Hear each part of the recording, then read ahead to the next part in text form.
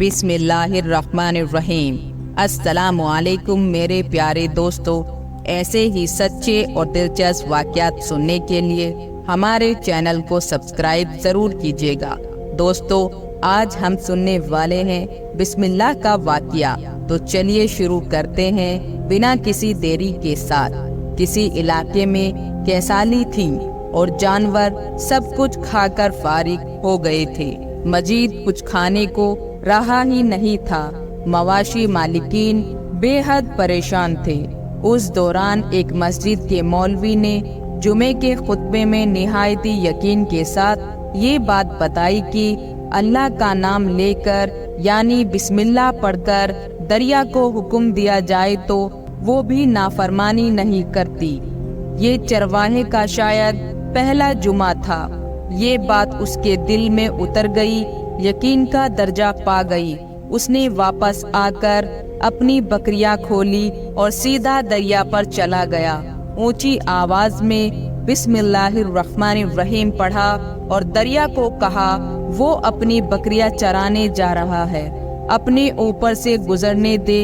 ये कहकर उसने अपनी बकरियों को हाँका और दरिया पर चलता हुआ दरिया पार कर गया। इलाका घास से भरा पड़ा हुआ था। दरख्तों के पत्ते भी सलामत थे क्योंकि किसी को यहाँ तक आने की रसाई नहीं थी। अब तो ये उसका मामूल बन गया कि वो बकरियां पार छोड़कर वापस जाता और शाम को जाकर बकरियां वापस ले आता। उसकी बकरियों का वजन दुगना चुगना हो गया। लोग चौंक गए और उससे पूछा कि वो अपनी बकरियों को क्या खिलाता है।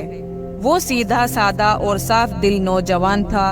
उसने साफ साफ बात बता दी कि जनाब, हम तो दरिया पार करके अपनी बकरियां चराने जाते हैं। वो सबने सुनी मगर किसी ने यकीन नहीं किया क्योंकि ये एक नाकाबिले यकीन बात थी।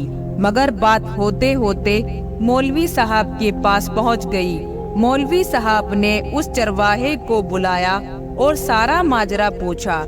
उस चरवाहे ने मौलवी साहब को ही हवाला बना दिया कि मौलवी साहब, मैं आपका शुक्रिया अदा करने आने वाला था कि आपने जो जुमे के खुतबे में जो नुक्सा बताया कि बिस्मिल्लाह कहकर दरिया को भी हुक्म दो तो वो भी इनकार नहीं करता।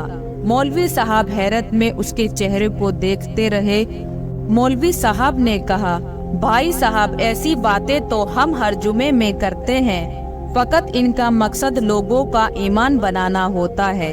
मगर बकरियों वाला डटा ही रहा कि मैं तो बस बिस्मिल्लाह कहकर पानी पर चलता हूँ और बकरियों समेत पानी पार चला जाता हूँ। आखिरकार मौलवी साहब ने सुबह ये तजुर्बा करने की ठान ली और चरवाहा भी आ गया। मजमा ज्यादा था। मौलवी साहब ने एक दो बार सोचा कि इनकार कर दो, मगर जब वो मौलवी साहब को कंधे पर उठाकर लाए थे, अब भी वो जोशो खरोश में अल्लाह अकबर के नारे लगा रहे थे और मौलवी साहब के हक में तारीफ कर रहे थे। आखिरकार मौलवी साहब ने एक रस्सा मंगवाया। पहले उसे एक दरख्त के साथ बांधा, फिर अपनी कमर के साथ बांधा, फिर डरते डरते ढीला ढाला बिस्मिल्लाह पढ़ा और दरिया पर चलना शुरू हो गए। मगर पहला पाँव ही रखा था कि धड़ाम से पानी में गिर गए। मौलवी साहब डुबकियां खाने लगे और पानी के बहाव में बहना शुरू हो गए। लोगों ने खींच खींच कर बाहर निकाला। मौलवी साहब की इस हरकत ने चरवाहे को परेशान कर दिया कि मौलवी साहब की बिस्मिल्लाह का ये क्या हो गया है, क्योंकि इसका ये रोज का मामूल था। उसके अपने यकीन में कोई फर्क ना आया। उसने बिस्मिल्लाह कहकर बकरियों को पानी की तरफ इशारा किया और उनके पीछे चला और उनके पीछे चलता हुआ बाहर छोड़कर भी वापस आ गया।